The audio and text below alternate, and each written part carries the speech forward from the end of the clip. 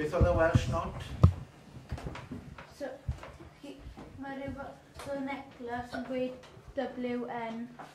Ie, da iawn. Pan chi'n siarad Cymraeg, chi'n cael nhw'n noi y necklace na rownd y gyddod.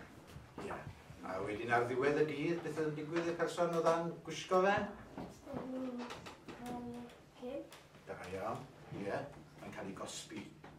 Mae'n paso fe mlaen, so ti'n clywed os wyt ti'n gwisgo fe ac yn clywed rhywun arall yn siarad Cymraeg, paso fe mlaen i'r person arall, mae rhywun arall yn cael ei gosbi ar ddiwedd y dydd. Felly, oedd e'n system dychmyllyd, oedd e'n gwneud pobl i glapian ar ei gilydd, gwneud pobl bod yn gas i'w gilydd, ac am siarad Cymraeg o'ch chi'n cael eich cosbi.